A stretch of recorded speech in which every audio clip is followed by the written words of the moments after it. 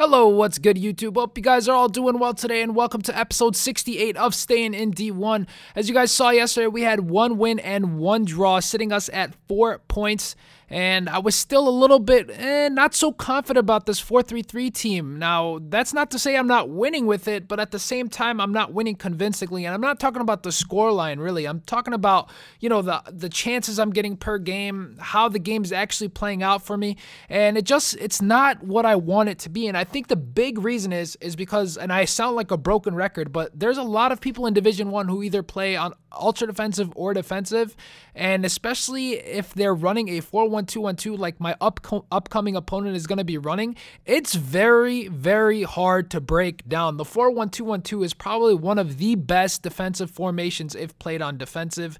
It's literally... It's so hard to break down. I feel like it's like 5 at the back pretty much, because that central defensive mid, Yaya Torres he's got back there, is just going to sit back and defend for him, and he's got great pace on his left back and right back. So it was very hard to break down. And you guys can see he's just sitting back, not even going for interception, not even going for a tackle. He's just sitting back and defending. I'm able to maintain possession pretty much all match here. I'm just passing, waiting for my perfect opportunity, because I don't want to make the mistake of giving up possession here, because as soon as he gets the ball, I know he's going to want to go ahead with an over-the-top through ball. Eventually, I get one with Quagliarella on his left foot, which is his weak foot, but it does not go in for me. And again, I'm going to try to get him on the counter as he was trying to finally attack, because he didn't really attack all game. Hulk, he's going to get defended here by Thiago Silva, but unfortunately, we just could not get around that 4-1-2-1-2 on ultra defensive. It's just very hard to break down. As you guys can see, I'm doing anything possible to pretty much get a chance on goal, and it's really, I don't know if it was maybe my formation, I don't know if it's just his play style. It's very hard to beat, but let me know what kind of opponents you guys come up against. I know a lot of people have been saying people just don't want to lose, they're afraid of losing. Here was a very bad decision. I could have shot that and probably scored, and I make a horrible mistake. And those were really my chances in the first half, as he finally gets a chance. This is his first chance in the first half. It's about a 35-yard free kick, I'd say. He's going to take it with Ribery. Look at this. Great curve on it. Hits the post, so we do get lucky. And I was really scared if that went in, because I knew if he scored, it was going to be game, set, match for him, because I know there was going to be no chance I'm going to score.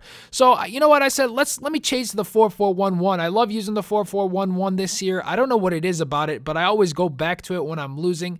So I said, let's go ahead and use the 4-4-1-1, switch some players around, make sure everyone's in the right position. I kept Hazard as my right mid.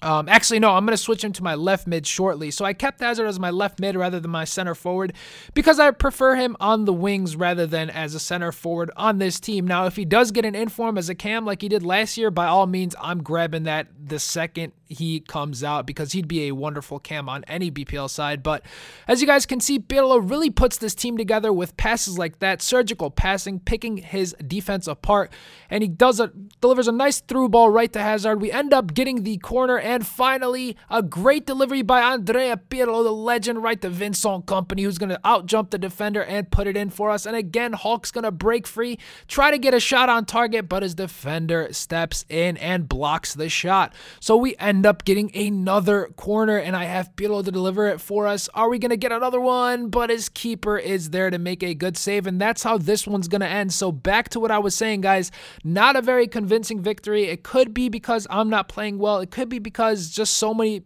people in Division 1 play very defensive. But again, guys, let me know what kind of players do you guys come up against. Do you guys come up against people who are just on ultra defensive? Now, I'm not whining, I'm not crying, but my question is to you guys, why are so many people playing out to draw? I just feel like if you're down 1-0, shouldn't you take it off ultra defensive and maybe try to score? I didn't really get that guy's mindset, but that's not the first player I've played like that. There's a lot of people who are, even if they're down 1-0 or 2-0, they'll still keep it on ultra defensive, and it just really, it confuses me that as to why people play like that. It really wasn't like that last year. Maybe it's because the attacking AI is so good this year that if they leave it on defensive, they still make those nice runs. But in any case, moving on to the next match, we come up against a unique team, a 3-5-2 Chilean side, and it's definitely a breath of fresh air because it's not a full Brazilian team, but this is where the 4-3-3 shines, guys, against the 3-5-2. And you guys know that the 3-5-2 is very popular, but the 4-3-3 just destroys it. Anytime I see a 3-5-2 team, I start licking my chops. I'm like, let's do this. So Quagliarella is going to break free and powers this one right past the keeper, and we go ahead and take a 1-0 lead. We end up getting a corner. Unlucky not to put that one on. Witzel's going to cross this one to Chiellini, who's going to try to put it in for us, but he takes me out, and the ref is going to say, hey, we get a penalty, man. So we're going to go ahead and get a penalty.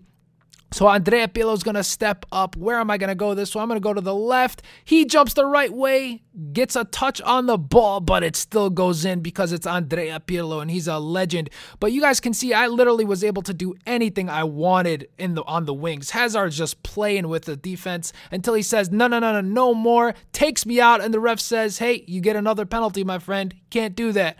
So who's going to step up? Andrea Pirlo once again, and what are we going to do? What are we going to do? Ooh, reminiscent of the Euros, what we did to Joe Hart, he's going to do it again to this guy. So we end up getting a third goal, get a nice corner here, delivered by none other than Andrea Pirlo, and Fellaini, the Belgian beast, is going to outjump everybody because he's so huge for some reason. That's how he was born, but... But he's going to put it in for us, and we end up getting a fourth goal. But he does get one back in the 90th minute with Suazo. So I'm like, you know what? No. I'm not going to lose this game. I'm not going to end this game with a goal conceded. So I'm going to go ahead and try to skill a little bit. Seems like he put his control down for a second, but we get the ball back, and I'm like, all right, what are we going to do? We LT-RT dribble, make sure the ball doesn't go anywhere. Nice little Magidi turn, break off the defender, finesse shot, boom. We'll take another goal, and that's going to be 5-1. So a very convincing victory finally, but again, it was against a 3-5-2, so I still was not confident using this team. I just wasn't. Even though I'm winning, this team just did not feel right for me. Something was off. Something needed to be changed. So I don't know what I'm going to do for the next episode. You guys are going to see we might change something, we might not. But we're at 10 points with 3 wins and 1 draw. So maybe we shouldn't fix what's not broken. With that said, guys, I hope you enjoyed this episode. Please give it a thumbs up if you did. And please subscribe to the channel if you want to see daily uploads, because I do upload daily. So I'll see you guys later. Take care and peace.